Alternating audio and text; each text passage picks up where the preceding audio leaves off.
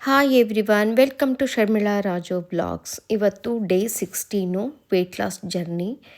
ನನ್ನ weight loss ಜರ್ನಿಯ 16th day ಇವತ್ತು. ನಾನು ಪ್ರತಿದಿನ ಮಾರ್ನಿಂಗು ಅಥವಾ ಈವ್ನಿಂಗು ಅಥವಾ ಮಧ್ಯಾಹ್ನ ಈ ಥರ ವಾಕ್ ಮಾಡ್ತೀನಿ.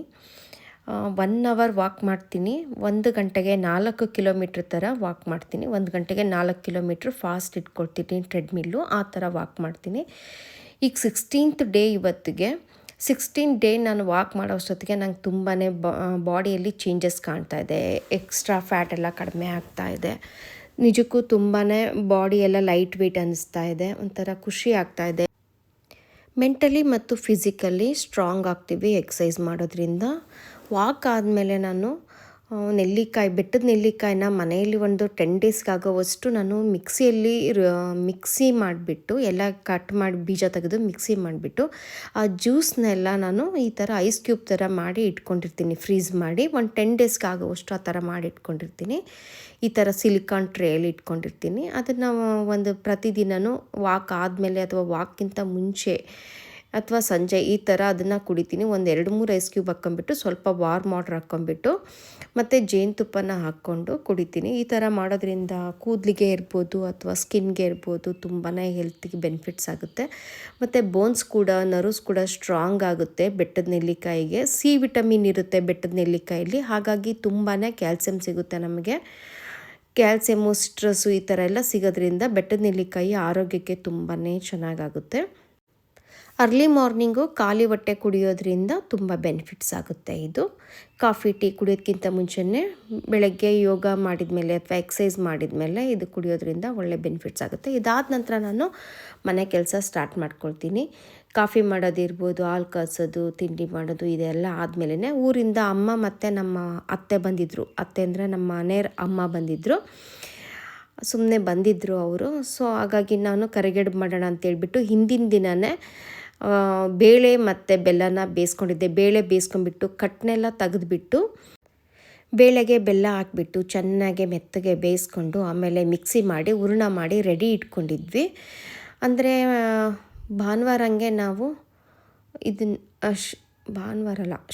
ಶನಿವಾರ ಕರಿಗಡುಬು ಮಾಡಿದ್ವಿ. ಅವರು ಅವತ್ತು ಊರಿಗೆ ಹೊಂಟಿದ್ರು. ಅವರು ಗುರುವಾರ ಬಂದಿದ್ದರು ಅವರು. ಸೊ ಅವರು ಗುರುವಾರ ಬಂದವರು ಶನಿವಾರ ಊರಿಗೆ ಹೊಂಟಿದ್ದು. ಹಾಗಾಗಿ ಶನಿವಾರ ಕರಿಗಡುಬು ಮಾಡಿದ್ವಿ. ಅತ್ತೆ ಅಮ್ಮ ಅವ್ರಿಗೆಲ್ಲರಿಗೂ ಕರಿಗಡುಬು ಇಷ್ಟ, ನಮಗೂ ಕೂಡ ಇಷ್ಟ ಅಂತೇಳ್ಬಿಟ್ಟು ಹಿಂದಿನ ದಿನನೇ ಹೂರಣ ಮಾಡಿಟ್ಕೊಂಡ್ವಿ.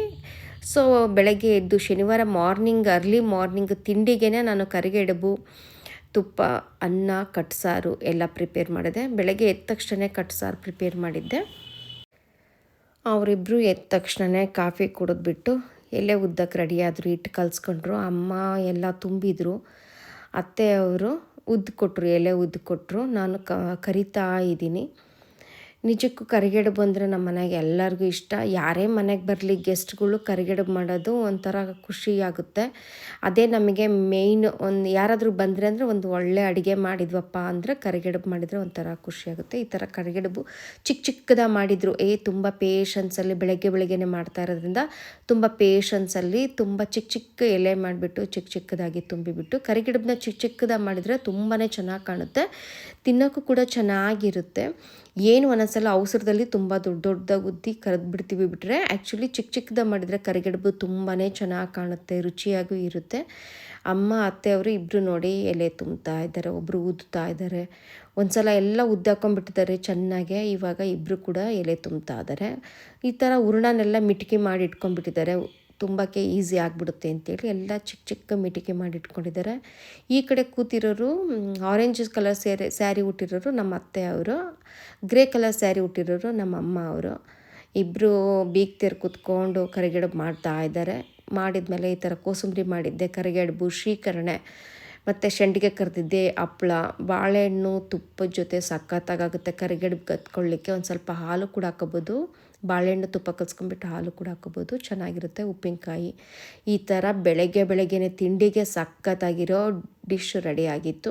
ಅತ್ತೆಯವರು ಊಟ ಮಾಡ್ತಾ ಇದ್ದಾರೆ. ಈ ಥರ ಇತ್ತು ಶನಿವಾರದ ದಿನ ಈ ಥರ ಇತ್ತು. ಆಮೇಲೆ ಇಬ್ಬರನ್ನೂ ಕರ್ಕೊಂಡು ನಾವು ಚಾಮುಂಡಿ ಬೆಟ್ಟಕ್ಕೆ ಸಂಜೆ ಹಂಗೆ ಹೋದ್ವಿ. ಬೆಟ್ಟದಲ್ಲಂತೂ ಸಖತ್ತು ರಶ್ ಆಗಿದೆ. ಇತ್ತೀಚೆಗಂತೂ ಚಾಮುಂಡಿ ಬೆಟ್ಟ ಭಾಳ ರಶ್ ಆಗ್ತಾಯಿದೆ. ಇವತ್ತಿನ ವ್ಲಾಗ್ ಹೀಗಿತ್ತು. ಟೇಕ್ ಕೇರ್, ಬಾಯ್.